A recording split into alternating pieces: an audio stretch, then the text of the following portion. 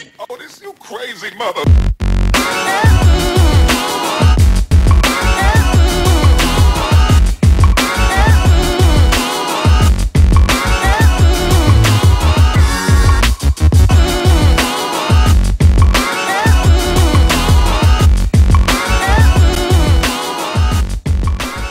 Welcome back to the MMA Mad podcast, a special edition this week. It is Sunday the 15th of March. It's in the morning for me in England. It's 11 o'clock. No Nick Risner this week. It's in the middle of the night for him. He's in the States. Sometimes we have to make a sacrifice for certain guests, and today it was certainly worth it. But we have got a replacement. He's back by popular demand. The Greek god, Andreas M Georgiou, is on the line. First of all, Andreas, thanks for coming back on the show. Nah, my pleasure, honestly. Especially with this week's guest, it was literally the easiest decision I have to make this edition of the MMA Mad podcast. Sure. Yeah. Without further ado, as well, let's introduce the guest. This is a man. He's a legend in the world of Muay Thai. He's been in the media a lot recently because he did some seminars around the States. Did a big podcast, a bit bigger than ours, the Joe Rogan Experience, and yeah, a lot of people are talking about him at the moment. But his career speaks for itself. John Wayne Parr, thank you very much for joining us on the podcast today. Mate, g'day from down under. Sure, yeah, and it's been difficult to sort of arrange the times. What time is it in Brisbane, Australia, Wayne? 9 p.m. 9 p.m. So, you thanks very much for staying up for this one. I'm not sure if you. I know you mentioned you do wake up early to go for a run, so I'm not sure what time you normally go to bed. But thanks for waiting up anyway. Yes, no. Well, yesterday we had a tournament, so we had a show. So we started at 11. Oh, well, I sparred first, so I started at 9. Pack up a ring, put it in a truck. We did that lasted till 12. We had to pack the ring down, put it in the truck, take it back to the gym. So I got home at 2, then had to catch a plane this morning at 5. Flew to Melbourne, which was a 2.5 hour flight, and then I was there all day. Then I flew back home again another couple of hours. So I've just walked in the door, and now here I am, cross-eyed and delirious. So you're still obviously fighting. You've got a fight planned on an event, Caged Muay Thai. That's right. Yes, on May 9, on my own promotion. Yeah, your own promotion. But you're doing tournaments and you're running your own gym. Are you finding it quite difficult to fit in your own training around all these other things, as you say, because you're in Australia as well? So to go to these different locations, it's not a short drive like it would be in England. You have to catch flights and things. Are you finding it difficult to fit your own training in around this? It's just become sort of normal. We've done 5 shows so far. I fought on 3 of them, and then my wife fought on 1 as well. So it's just become the last couple of years. Plus we do little amateur shows like we yesterday as well. On top of it, plus running the gym and the family. So yeah, it's just it's one of those things. You can't just survive off running the gym. You have to think outside the box and think of different ways to make revenue. So yeah, we've got the shows. Plus it's such a buzz fighting in the cage. It's the most fun I've had fighting ever. Most painful, but also the most fun. For sure, yeah, and that's something I wanted to talk about a bit later on. Is fighting in the cage, but I want to take you back to your roots at first, of when you first went to Thailand. You was age 19, I believe. Yes. And you went to Pattaya. Is that right? Yes. I was going to stay for the 6 months. And then the first 3 months were in Pattaya, and then it was. But then I got the opportunity to go to Bangkok and train with Sankanoi, who was the number 1 Thai boxer at the time, and I lived with him for 3 months. So then, yeah, I had in that 6 month time frame, I had 5 fights for 4 knockouts. 5, yeah. So then came back to Australia again. Okay, that all happens. So I was washing up dishes in my sponsor's Thai restaurant, and then the Thai camp rang back up and said, "Hey, do you mind sending him back to Thailand? We think he's got a big future."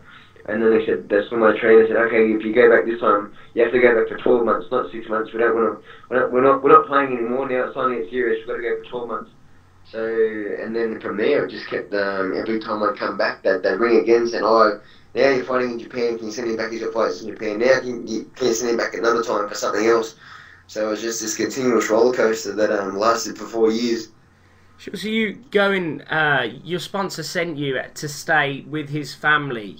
Is that right? You went to stay with in the same bed. Actually, this is what I'm getting this all from the documentary I saw. We'll talk about a great documentary called "Blessed with Venom." You should check it out. Anyone listening to this, but you actually went and stayed. You had to share a bed. It was small accommodation, and you were staying with your sponsor's family. How was that to go into stay with a family? Assuming he couldn't talk English. Yeah, the first 3 months was with my sponsor's family in a patio when I was training at Sijitong. They didn't want me to hire a moped in case there was I got into an accident. So I'd have to ride a push bike 10 kilometers to get to the gym every afternoon in 40-degree heat. So they thought it was a great idea. I hated it, but they thought it was the safest option, which was probably worse because you imagine riding a push bike on the side of the road. Yeah. Crazy ties. Yeah. But I did that for 3 months, and then Saint Tenoi came to Australia to have a fight, and then he met my sponsor and his Saint Ten's manager. They all got along really, really well, and then my sponsor begged Saint Ten's manager to take me on as one of their fighters in Bangkok to get to the big leagues. And then, so once Saint Ten got back to Thailand, he came out to the camp, picked me up, and then I said goodbye to the family, and then things got very serious. Because in Pattaya, there were still foreigners, 95% of people could still speak English. Yeah. And then once I hit Bangkok, then I was thrown into prehistoric times where everyone spoke Thai, and I was the only white person, and for kilometers and kilometers, I wouldn't see another Westerner for months sometimes, I'd just be the freak. But like I said on the Joe Rogan podcast, it was pretty cool walking down the road and all that eyes on you, knowing that you were the fighter. So it was some of the best years of my life. So Wayne, got to ask you, obviously, going over to Bangkok, you'll be used to the term Gaijin, the foreigner, fighting. You transitioned to Lumpini as well. Tell us a bit about the mindset at that point in time for Muay Thai going over to Thailand about foreigners. They weren't exactly the most welcome to gyms over there. Yeah, at the time there was probably Sijitong that had Falang fighters. Maybe one or two camps in Chiang Mai. There was no Samui or Phuket at this stage yet. That was unheard of. And the Fairtex gym in Pattaya had not been really formed back then. No, there was none of that. There was the Fairtex in Bangkok, but there was still. It was very, very rarely that you'd see another Westerner on the scene. Mano Entos was there. He was a regular on the Songchai shows. Myself, Decker and Danny Bill, of course. Stefan Nakima. And besides that, it was even for me to get into the camp where Sankton was, they'd never accepted a foreigner before, and they didn't want to either. But it was only because my sponsor had hassled them that they finally accepted me as one of them. And then my sponsor said, "Look, I don't want any money. You can have him for free. So whatever money you can make off him. Just use him up as much as you want." So then I was very lucky back in them days that I didn't have to pay for training.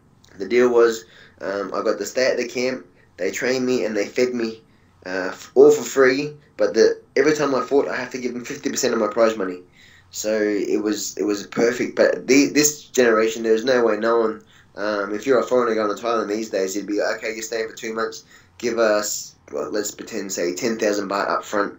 If you come today, beautiful. If you don't come tomorrow, who cares? You've already paid me. But for my scenario, it was more of a case of we have to make you as good as you can, so you make us as much money as you can on the circuit. So it was truly a blessing in disguise. Do you think that's the way Muay Thai has changed now? For example, there are a lot of gyms, especially in Pattaya, that they offer you to train there for 3 months or 6 months, but you pay, for example, 20,000 baht to train for 3 months. Do you think that the kind of like bringing a guy over who hasn't got the money but just wants to train Muay Thai and has the potential, do you think that's gone now? Do you think, or what you experienced, do you think that's gone now? I don't think it's heard of anymore. Well, maybe some camps, but and it's all changed now too. Muay Thai is not what it was in the 90s. in the 90s, it was just crazy. You go to Lumpini, and it'd be 10,000 people nearly every night. And then the standard of the fights was just at a different caliber. Even say for now, for instance, you have Senpai, Borkow, Yodsinglai, and then that's probably the three biggest names. But back when I was living there in the 90s, there was so many superstars. The Sakman Khons, the Johnsonans, there's just the list goes on and on. People would have pictures of Thai boxes on the back of their cars and on their lunch boxes, and it was just a different era. It was so amazing. But now it's just what happened was the economy crashed in 1998, and then say if you're earning 200,000 baht a fight, that plummeted to say 30,000 baht. So all the superstars, they're going, well, why am I going to put myself through so much pain and so much agony? It's going to cost me more for hospital fees than it is for prize money. And I've got family to support. I'm not going to kill myself for 7 hours a day training for pocket money. So all the superstars retired. And then now it's just all just young kids coming up. And then now we've got the generation of computers. So all the Thai kids back in the day, they were forced to train. They had no other option of really anything. But now there's the Xbox and the Facebooks and they're big westernized. So they don't want to train. Bloody that stuff. That's yeah. So would you say as well with that, now that we're in arguably a generation of Muay Thai now where it's much easier for foreigners to go to Muay Thai and to be successful over there, would you say that's a good thing or a bad thing? Bad. But I love the fact that when I was there, I held the Thais on a pedestal where I had to work my way up from number 100, and then I'd win a fight, and then I'd win a fight, then I'd win a fight, and then slowly I'm working my way up the ladder. Now I'm number 10, now I'm number 6, now I'm number 4, and now the opportunity comes for one fight away from a title. I lose that fight, and now I drop down 15 pegs, and now I've got to work my way back up again. But now, even the fact that fight at Lumpini, I was the very first Australian ever to fight there. I was one of the very first Australians to fight on the King's birthday. And then recently I went back, and they had two Westerners fighting each other, and it was both their very first fights. They didn't have to work for it. They was given to it on a platter to fight at the major stadium and I was like, you guys don't understand what an opportunity this is for both of you to have your very first fight at the major stadium in Bangkok. This is ridiculous. That would never ever have happened back in the 90s. Impossible. Is that because there are less Thais now? Yeah, probably less Thais, and now it's maybe a little bit more gimmicky. I know one thing, that unless you got foreigners in your camp, you can't really survive in this economic times. There's no way. You need the Westerner money and support to keep the food on the table, because there's not enough prize money anymore just to live off Thai money. Sure. Going back to when you went to Bangkok, and as you say, Pattaya, there's a lot of Westerners in Pattaya. A lot of people spoke English. You went to Bangkok, and obviously was there a bit of a culture shock there, whereas you couldn't speak the language, and how did you deal with that? I mean, with not being able to speak the language, how long did it take you before you picked up the words? I know for me personally, when I go to Thailand, I just say "Put Pasa Angri Damai Kap." Can you speak English? And if they can, then I'm good. But, yeah. I got by with a lot of sign language for the first few months, like sleepy, shower, hungry. They rub the tummy for the hungry, that sort of stuff. And then I remember my very first Thai word was pet, which I thought meant hot. So I said to one of the boys trying to show off, "Oh, geez, very pet today." And he goes, no, pet means spicy. So, yeah, I thought I was so clever, but yeah, then I got shut down. It's like, damn it. But it took me about 3 months to pick up single words where I could sort of understand more than I could speak. And then because there was no other foreigners around, I had no other option. Even when I hated listening to it and I didn't want to hear it anymore, I was just, every single day was just bombarded with TV, radio, the CDs they were playing, everything was Thai, and then they got to the stage where all of a sudden, before I knew it, I was holding my own, and then it got to the stage where I started thinking Thai. So Wow. then it was like, oh, I think I've been here too long. Yeah, they say that's when you know you're making progress, when you start thinking and dreaming in the other language. Yeah. I'd hold things up too. I was always questioning, what's this? What's that? What's this? And I try and get 5 words a day, and then every time I put my head on the pillow, I just go through it and recite it in my head. And then it was cool. And then when we stayed in the camps too, I was sharing a room with 10 other boxers, and we sleep side by side on a wooden floor. So, and then half of them were kids. So then it didn't matter if you talked to the kids, because you didn't have to feel embarrassed. Whereas you talk to an adult, you're a bit shy, and you don't want to make a mistake in front of someone that you respect. But for the kids, it's just a giggle and a laugh, and no, you say it like this. Yeah. So, yeah. How was it staying with? Were they, was you was the only foreigner there? Yeah. Oh, yeah, I was only Westerner for like I said, for months. I wouldn't see another Westerner for months and months. Yeah. How was that? Every time I had a fight, the next day at 6 a.m, I jump in a bus. I'd go to patio I was allowed 7 days off. So I had a patio for 7 days. I'd speak English. I'd hire a hotel room, speak English, eat a hamburger, have some beers, go to the clubs. As a 19-year-old too, you can imagine just getting out of a camp for 7 days, and then jumping back on that bus and then going back to the camp. Then I'd do that until I wouldn't know when my next fight would be. Sometimes it'd be a month, sometimes it might be 2 or 3 months before I'd see another Westerner again. So, and it was pretty much like a jail. Once you're in the camp too, in the middle of the day, you're not allowed to go to the shops. You can't go and watch a movie. You have to be have breakfast, have a shower, have a sleep, and get ready for the afternoon session. I wasn't allowed to go down the road to the corner store and get a Coke. It was just it was almost like jail. It was terrible. It wasn't terrible. That's a bit over exaggerated. It was difficult. It was even as I got older. I was 19 when I first went. Even as a 23-year-old, I was treated like an 8-year-old the whole time I was there. The sessions were morning and night. Is that right? Yes, So, and still now. I've kept the same Thai style of the way of training. Nothing's changed since I've been back to Australia. I keep the same style. So, do you think that's just normal? Do you think obviously the whole spirituality of Thai has changed? Because as you said, you were over there. You had to learn the language. You had to learn the culture. Whereas now that may not necessarily be the thing. And do you think that maybe embodies a different era of Muay Thai, and why it's no longer regarded in the same light it was during the 90s? Yeah. Did you become Buddhist? Yes. I was a monk for 7 days. Yeah. So I had to stay in the temple. I became monk with 2 of my sponsor sons. So yeah, that was really cool. That was really scary too, because we had to stay at the temple, and then our bedroom was only like a couple hundred meters away from where they'd do the cremations in the Wow. burning thing. So and then our toilet was the opposite direction. So you have to go down the stairs, and the cremation center's one way, which is in eye view, and then the toilet's the other way, another 30 meters the other way. And I used to try and hold my bladder for as long as I could until I was almost going to burst, and then 3 o'clock in the morning in the pitch black. Oh, it was so frightening. And then the dreams, the dreams were so full on too.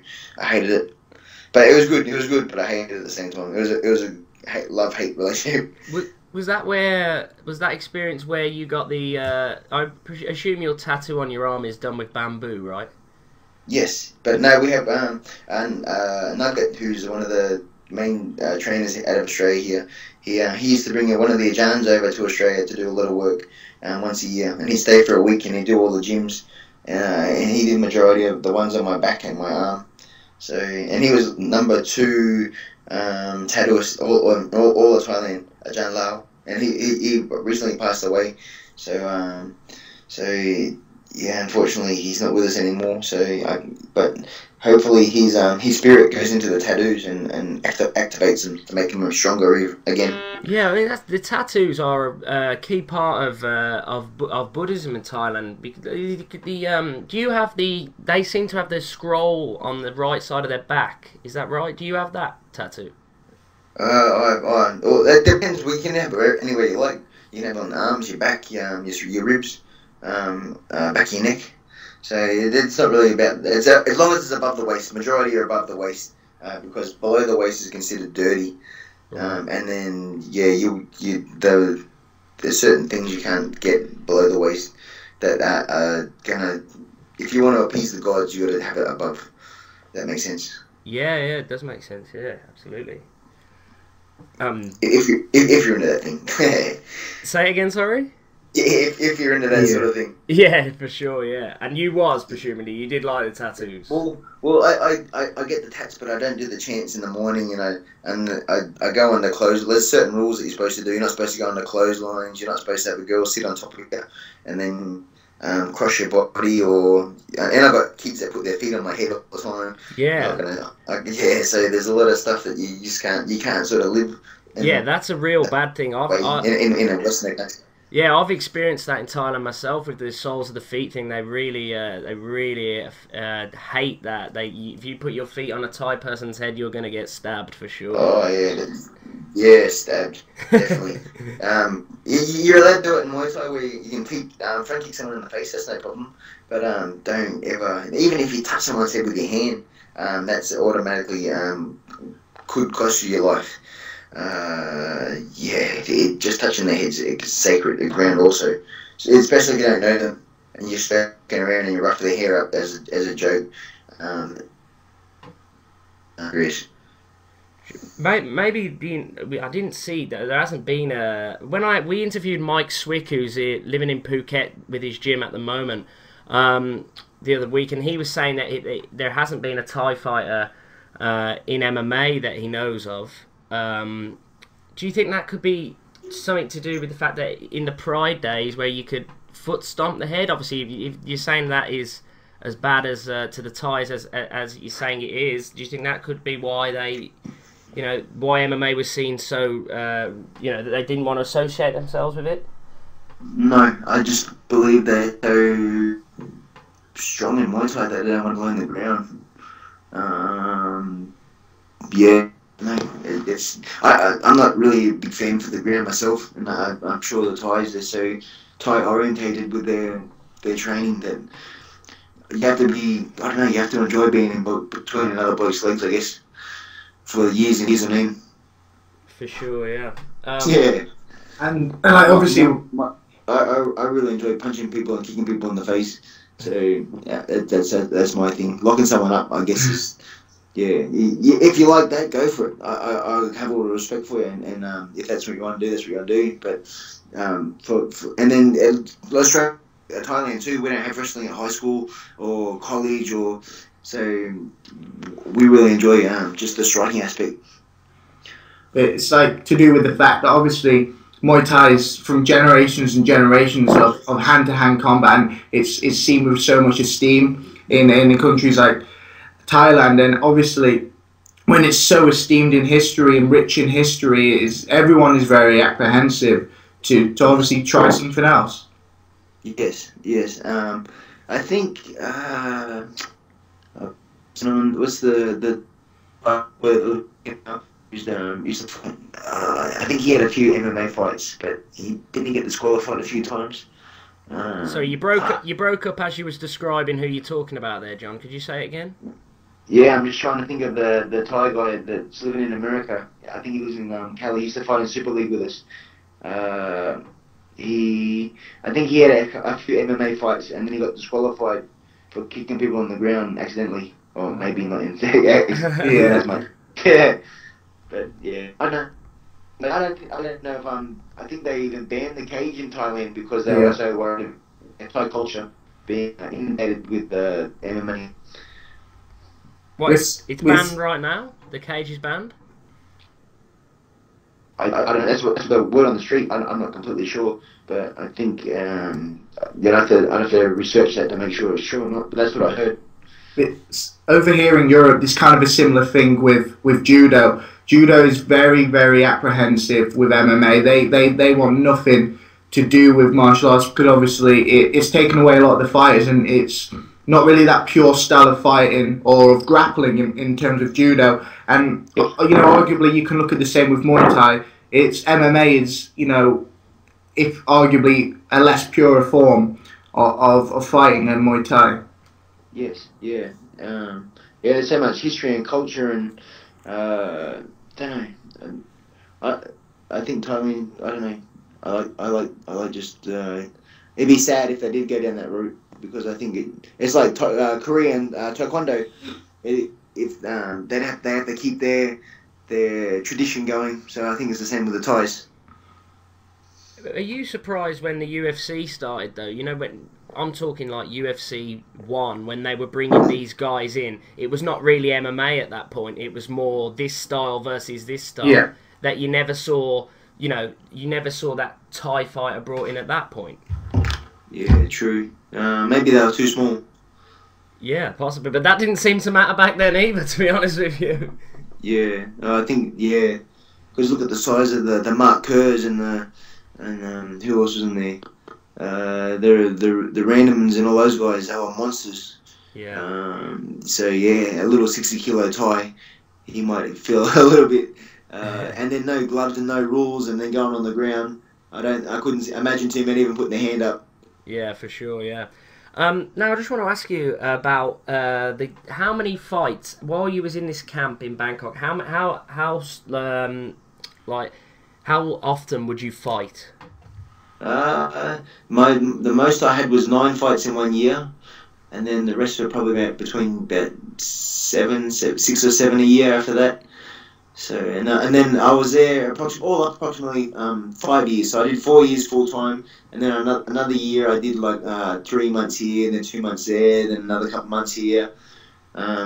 So all up, at least close to 40 anyway. And who did you see as your first real step up? Who was it that the first fight that you really went in as a big underdog? Do you think? It's got to be Orono, right? Orono, yeah, 100%. He was my first A grade. So I had 9 fights for 9 wins, 7 knockouts, and then all of a sudden I made the front cover of the magazines, and I was fighting on Thai TV regularly. And then one day we were in the Sangtin's lounge room, and then this is when I was on the cover for the first time, and they were talking about the up and coming. Oh, next month we've got a huge show. Sangtin is fighting this guy. Such and such is fighting this guy, and John Wayne Parr is fighting Orono. And then everyone in the lounge rooms looked at me as if they'd just seen a ghost. and they I go, what? And they said, oh, you're fighting Orono. I said, oh, okay, yep, no worries. I had no idea what Orono was, but I just beat 9 Thais. I didn't care. And they would give me a pat in the back. Okay, yeah, you'll be fine. Good luck. Yeah. So we trained for it, and then it was pretty cool because the day of the fight, Songchai came into the change room, and he said, John Wayne, so today if you beat Orono, your next fight's going to be for a Lumpini title. So, oh, beautiful. How good's this? The first round went okay, and the second round I got a massive cut through the eyebrow, and then the third round the referee ended up stopping it because of the blood, and it was probably one of the most painful cuts I've had besides the Toby fight. And then that was in 1997, and then the year 2000 I was lucky enough to rematch him on the kid's birthday. I love this story. Yeah, this one's crazy. So and then I was training up for a orthodox fighter for the 6 weeks preparing, and then at the weigh-in, Masato didn't want to fight Orono because he was scared he had hepatitis. And then on the scales, Songchai goes, Masato's pulled out, he's not fighting, he wants to fight Suryani now. So John Wayne, tomorrow you're going to fight Orono again. I said, oh no, this isn't cool, this isn't good. Because he's a southpaw, and I've been training for an orthodox guy. So you can imagine, like the John Jones, Charles Sonnen thing when Dan Henderson pulled out. It was the same sort of deal. It's like I'm not ready to fight a southpaw on this short notice. But I rang my trainer and he said, yeah, no problem, we can do this. I got a game plan. I'll tell you tomorrow. I said, oh, tomorrow. To tell me now would be good. He said, no, I'll tell you tomorrow. So then the next day came and I asked him at lunchtime, what are we doing? I said, I'd like you to fight him southpaw. I want you to go southpaw to fight a southpaw. It's like, I'm just looking at him and going, you're got rocks in your head, you're crazy. I can't fight. I've never trained southpaw. How am I going to fight a southpaw? And then I was so scared. I literally, that's all I could think about. I was like, I can't do this. I can't fight him southpaw. He's going to be too good. He's going to read everything. And then even as I was walking towards the ring to enter, I'm thinking to myself, I'll do it for 1 round. I'll do it for half a round. And as soon as I start losing, I'm going to go to orthodox. And then as soon as the bell went, every time Orono threw a big left kick, I'd check it, and then I'd come back with my own left kick. And then I did that for 5 rounds and I ended up beating him quite convincingly every round. And you can imagine a King's birthday, 100,000 people, and it was dead silent. Not a single person was cheering. And then it was like almost eerie. And then I won the belt, and I think 3 people clapped. It was nuts. Yeah. But it was one of the highlights of my whole career to beat the man that smashed me up. It was I still look upon it as one of my greatest fights. Big celebration then. I bet you made your way back to Pattaya, no? Yeah. I painted Pattaya red that night. Yeah.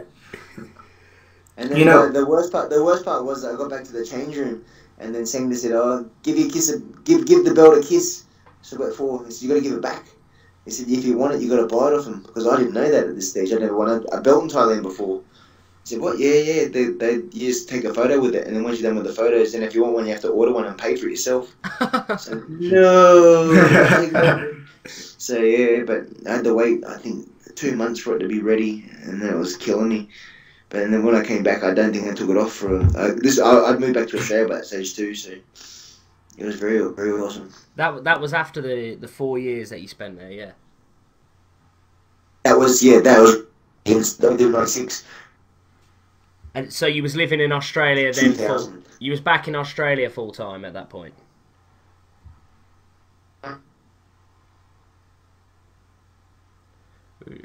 Connection's just gone slightly. We should be... You still there, Andreas? Yeah, I'm still here. Yeah, it's just John that's dropped off at this point, but he hasn't left the call. It must be... About a month before.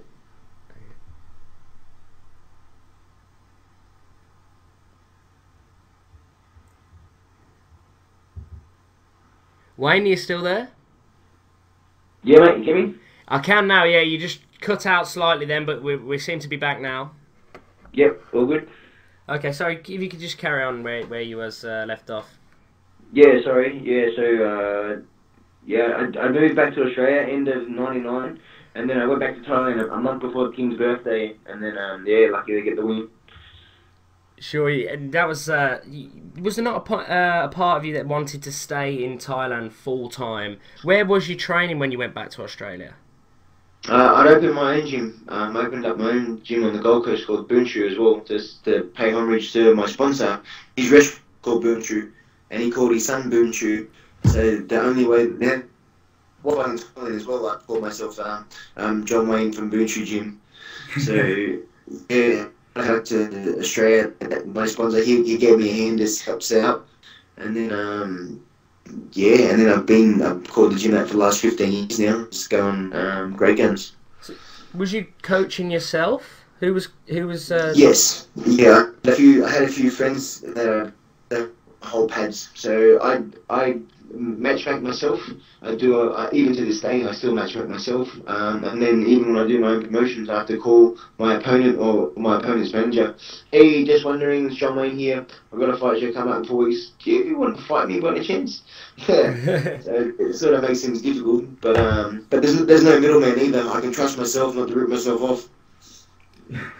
Which I'm sure, obviously, in Thailand was a very different story. Yeah, Thailand, you didn't know what you're going to get. Thailand was crazy. But, Thailand's Thailand. I want to ask you now a bit about the differences for you. Obviously, you fought K1 Max and obviously Muay Thai, obviously for the majority of your career. You know, for you transitioning to the slightly different rule set in K1 Max, you know, how did you find that? It's okay. In 2000, after I beat Norino, that was going to be my retirement fight for Muay Thai, and I was going to go boxing. So I boxed all of 2001, right up until the end of mid-November, and then I came back for 2001 to fight on the King's birthday again. So I ended up having 13 pro boxing fights for 10 wins, 10 knockouts. And then the 3 fights that I lost were all over 12 rounds and championship fights. So I built up good punching power. And so when I came back to Muay Thai again in the end of 2001, I felt like I was a more complete fighter now that I had my hands working a lot better. So when I went to K1, it was just a matter of adjusting to taking away the elbows, because back in 2004 too, you were still allowed to use the knees and the clinch. Yeah. You could throw multiple knees as long as you were active. And until 2005, when the Japanese wanted to try and screw Borkow and stop him from throwing multiple knees, so they made it the 1 hand, 1 knee rule. Well, mentioning Borkow there, you know, I want to ask you this question. It's been killing me the whole time. I want to ask you your biggest ever foe. What are you gonna say? Borkow, Yod Sanklai Fairtex, or Mike Zambides? Oh, Zambides. Wow, I wasn't expecting that. So maybe even Rafiq from the Contender. Yeah. Rafiq was a complete tosser. Yeah. I think not only as an opponent, but because I had to live with him the whole time, 24 hours a day. And without being a stereotype, just very French. The French people I know are really cool, but he gave the French a really bad name, just the way that he carried himself, and he was so smug, and everything that came out of his mouth was lies. Talking about how he wanted to his credit, he went to Thailand, he went to Fairtex, he challenged Yod Sanklai personally, he was going to put a bet up. They did the fight. Yod Sanklai stopped him in the 1st or 2nd round, I can't remember. And then the whole time on the show, all he talked about was how he wanted to fight Yod Sanklai and win the championship. And then as soon as the time came for him to choose Yod Sanklai, he made sure everyone else would pick him instead of he would. So yeah, and he just try and tell us all how great he was the whole time. And, I'll give you an example. So before we all went to the hotel before the show started. We were in the hotel for a week, and you start working out who the fighters were. And we started making friends and started chit-chatting. And then one day, I think Zach brought his laptop down to the foyer, and we're all sitting around having a chat and watching fights on the YouTube. And then Rafiq gave us this big long spiel about why when you fight Thais, you cannot respect them. You have to walk forward, and you must, no matter what, they cannot show any pain. And he just went on and on and on. And I said to him, "Oh, look, just out of curiosity, how many Thais have you fought?" "I have fought 3. "Oh, you fought 3 Thais, and I've fought about 40, and you're telling me how to fight Thais. This is awesome." He goes, "Yeah, but I fought Yod Sanklai, I fought this guy, and I fought this guy. So technically, that's equals to more than 3. It's like fighting 50. So no, it's like fighting 3. Yeah. Oh yeah, he's just a twit. And then I don't know. And then Zambides, I don't know. He's different as well. Every time he loses, he sacks his whole team, hires new trainers and new managers, and everything goes well until he loses, and then he sacks them as well. And then I heard different things where he won't come out of the change room unless you pay him an extra $5,000, and then that last time when I knocked him out, he tried to accuse me of putting plaster or something in my hand wraps or something, and just instead of just taking it on the chin and saying, okay, he was the better man on the day, he tried to accuse me of cheating to the Greek media. Then I'm getting all these messages from Greek fans telling me I'm a dog and I'm a cheat, and how I shouldn't take the fight. I shouldn't accept the win because I cheated. It's like, fuck you, man. There's no way. No, I won that fair and square. You just can't handle it. That's all. For sure. That was me. I was thinking you was going to say that Yod Sanklai was your biggest foe, to be honest with you. No, I respect Yachty. Because I've shared the ring with him for 15 rounds. I know how amazing he is. I think I'm one of his biggest fans. Every time he fights, I'm the first one cheering for him. I think he'd say the same thing about me. We have a special bond now. And then I lived with him too for 9 weeks in Contender. Yeah. So not only is he an opponent, but I consider him a friend. Yeah, we had good times in the show. Like right now, you know, in the world of Muay Thai, who do you put as the number one, Saenchai or Yodsin Clay? Ooh, good question. I like Saenchai's he's like the Harlem Globetrotter of Muay Thai. Yeah, for sure. He does all the amazing stuff, but he's not fighting the top guys anymore. Whereas Yod's just a freak killer. He's such a beast. And then if you get fit Yod too, the Yodson guy that fought Kim a couple of years ago,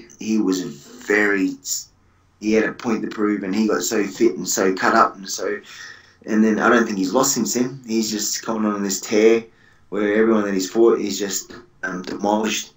So yeah, he's a very scary beast. Once you poke the bear, you don't want to be in the ring with him much. Well, recently as well, he signed to K1, and obviously there's been a bit of controversy around K1 with Bukaw, who walked out after that Enrico Kell fight. And the Bukaw fight is something that people have wanted to see, you know, for a while. Whether it happens, I don't know. I really don't. I don't know the position Bukaw's in. But what do you think about Yod Sinclair going over to, you know, signing with K1? Obviously, it's not the promotion it once was. When, you know, even when you were fighting there. You know, he's at the point in his career where he's already a legend. You know, does he have much more to prove? Yeah, it's more so about making the money. Yeah. If he can get good dollars and put some money in the bank before he does retire, I wish him all the best. I hope he goes for it, and I hope he makes a truckload just like Borkow has. Yeah, it'd be cool, and get on like you said, to get on that main stage in front of the world. Like it's not the same as it was. No one watches K1 anymore. I couldn't even tell you when the show is. I have no interest whatsoever of watching it. But if you had some guys on it, that might draw enough attention for me to tune in and try and find out if it's streaming live. But to anyone else, I couldn't really care.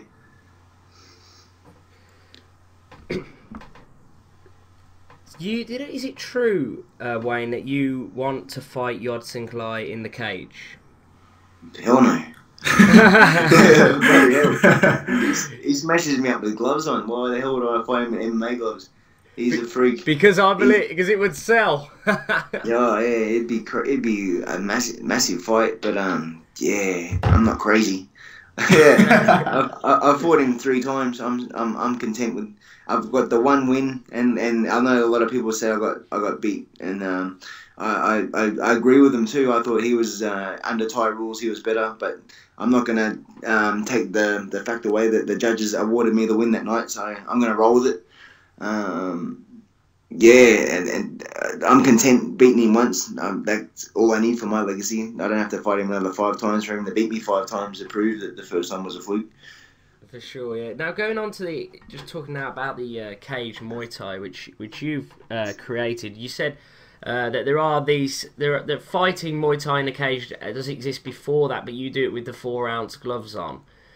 Yes. Where did this come from? Where did it say I want to continue to fight Muay Thai, but I want to do it in a cage? Because what was it about the cage that you found was interesting or was better than the ring? UFC, spending every weekend just watching the Anderson Silvas and the George St. Pierre's going every weekend, and it was just this. And the cage just seemed to have a different aura about it. It seemed so. Even when I was a little kid growing up, the rock and roll wrestling, Hulk Hogan would fight in a cage. They'd fight in a ring. And then when you see the cage, it's like, oh damn, they're in a cage. Yeah. So and it was just madness. And then I thought, well, I can't get any K1's dead now. Where do you go to be a superstar these days? And the only thing left was UFC. So So I think I'll try and give this Ultimate Fighter a try.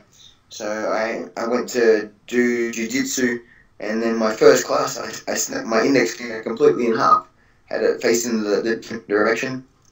I was like, damn it. I've had 100 and whatever fights. Never had an injury. Never had an injury besides a few stitches here and there. How can I fight in the cage? But I don't want to learn jiu-jitsu. So I thought, well, I do Muay Thai promotions already. What's the difference between hiring a ring and hiring a cage? So I thought, why don't I just give it a crack and see what happens? And then, like I said, researched it and seeing the guys doing it in boxing gloves. The Michael McDonald did it in boxing gloves, and it was just strange. It would look so weird, and it looked wrong. Yeah. So I thought, I'm not going to get respect from people if I fight with boxing gloves on. It's going to look watered down. So I thought, I'll just have a crack. So booked the show. I asked a few fighters if they wanted to do it, and everyone jumped on board. And then for the next, 6, 7, 8 weeks before the show, every night I lay in bed just petrified, thinking of the unknown. What's going to happen? People standing toe to toe for 3 rounds, 5 rounds, just hoping no one dies. No, hopefully I don't die, and hopefully no one on the undercard dies. Yeah. And, so luckily the when the show came around, I remember being in the audience for the first half of the show, and I didn't want to go into the change room to get ready. It was so exciting. Every single fight was madness. Even the fights that just shouldn't have been that good were just main event fights, because every single person was throwing down twice as hard as they would normally with boxing gloves on. And then and then we've done 5 shows, and every fight shows the same. First fight, the last fight is edge of the seat. You can't not get the cage, because any given second someone's going to get smashed. Even when you walk to the venue, you walk in and see it instead of a ring. You just know it's going to be a big night of violence. Do you keep the traditions of Muay Thai? For example, do you do the Y crew at the start? I did for the first few, and then it's hard because I want to try and keep the show fast running with UFC. UFC's got the perfect product, and I want to try and keep it as close to that as I can. So it's non-stop action, and just keep it rolling. I keep the Thai music. The Thai music's the same, but it's hard with the Ramway. It doesn't work as well. I tried it the first few times, but now it's just like, okay, let's just get in there and do the business. Let's just punch on. For sure. Yeah. With in certain parts of Australia recently, obviously it has been legalised now, but there were problems with the cage. They didn't, the cage wasn't legal. Did you have any troubles whatsoever with that? With people thinking, it was a bit more barbaric? So far, no. Where I live the state that I live in Queensland, there's no boxing commission, so we're very lucky where we can have amateurs fight. Juniors fight, as amateurs. We can do the cage. We can do the cage Muay Thai. We make sure everyone gets blood tests, and we have doctors and officials and everyone there. But there's no real commission looking over our shoulder to make sure all our I's are dotted and across the T's are crossed. So we run it as professional as we can, by the WMC and the WMTA and all these other associations looking over us. But there's no government body here, so far it's all good. The in the cage with the smaller gloves on, do you find, because it's interesting, some people talk about the smaller gloves, and do you think that you can knock people out easier in them, I suppose what I'm trying to say? Yes, it hurts a lot. And there's more gaps too, even doing pads. Usually if you're doing pads in 16s or 10 ounce, you can close your eyes and hit the center of the pad every single time. Blindfolded, but with MMA gloves on, you try and hit the pad and you can't hit it in the same place twice. Yeah. In the whole round, it's so difficult. And then also trying to turn your hands in a certain direction, so you're punching only with your front 2 knuckles and not the whole hand. And you don't want to hit with your thumb either, otherwise you'll rip it off. So it completely changes the way that you throw your punches, and also your defense. You need better footwork because you don't want to stay in the pocket after you delivered, and then you have to have a tighter guard because hooks, uppercuts, and everything lands so much more easier as well. And the next day after the fight, your head's like a golf ball. You can't, you can't put sunglasses on your head because it just hurts for about 7 days after the fight. You still can't put sunglasses on. It's crazy. It hurts so bad. Well, when we're coming towards the end of our time, thank you very much for joining us. First of all, before you go, I want to say you are a big UFC fan. Did you have time to watch the UFC last night yet? No, because we had our promotion. Oh, today you mean? Today. Sorry, no, your time today, yeah. Today, yeah, all we do UFC events are on Sunday here in Australia. Right. No, I was in Melbourne doing the Arnold Classic. So I had to do. They flew me down to do a meet and greet and photos with the fans and. Oh, cool. So I was on planes and. Awesome. Jet setting, if you will. Jet setting. It was cool. You don't want any spoilers. The whole time I was at the stand, it was a continuous line for 6 hours. It was non-stop photos and signatures. It sort of got crazy. It's like, oh, geez, I didn't. You know, sometimes you have to pinch yourself to realize, damn, I must have done something right for everyone wanting a picture of me. It's pretty cool. Yeah, awesome, man. So you don't want any spoilers on that yet, no? I've already sort of gathered who. I did a quick search after I got into the airport when I was biding time. Yeah. So yeah, it's pretty cool. The young gentleman beat Pettis. So that's pretty crazy. Yeah, but he's a killer. Yeah. And then over in Big Country, well, that was always going to happen. Yeah. I'm surprised it went the distance. It was savage. Over him took his body apart. It's funny because before the fight, there was a lot of people going, lump some money on Roy Nelson. I was thinking, okay, this may not be the Alistair Overeem of 5 years ago or said what. Alistair Overeem is an elite level striker against Roy Nelson, who, although is a knockout artist, if you can keep your distance from him, you can punish him, and that's what Overeem did. Yeah, honestly, Overeem versus Mark Hunt, I reckon that'd be crazy. I think that would be a great fight. Yeah, so they fought in Pride, and Overeem tapped him, I think, with a key lock. So yeah, I want to see that again for sure. Yeah. Mark Hunt's improved so much since then, and now his confidence up going to the ground and knowing he's got better escapes is also. Yeah. And then for him to knock out Big Country and for Overeem to get a distance too, that's another proving point. So yeah, I really like Mark Hunt. I was there live when he fought Bigfoot. It was crazy. I was sitting ringside, about a metre from the fence, and it was one of the greatest fights I've ever seen ever. What a fight! Yeah, it was awesome. tremendous. Sure. All right, gentlemen. Yeah, well, Wayne, thank you very much for joining us. Yeah. Good luck with the show, CMT. May the gym keep doing as well as it's doing. My dad's in Brisbane tomorrow. I'd like to send him to the gym to get me a vest or a T-shirt to rep in my gym in England, if that's okay. Hey, beautiful. My gym's about an hour from Brisbane, so if he doesn't mind travelling, I'm more than happy. Maybe he will. Maybe I'll ask him. I'll certainly ask him. But Wayne, nice. Thank you very much for your time. We appreciate it. Hey. Good luck with everything. Huge honour to speak with you today. Yeah, huge honour. Oh, stop it. Cheers, gentlemen. Thank you very much. No worries. Have a great evening. See you guys. See ya. John Wayne Parr there on the MMA Mad podcast. Wow, what a gent. We have guys on the show. We've had Overeem on, and there's certain people who it is an honour to interview. I know Jan's the host, stop it, but it does. I know for you, Andreas, as well. It must feel like a.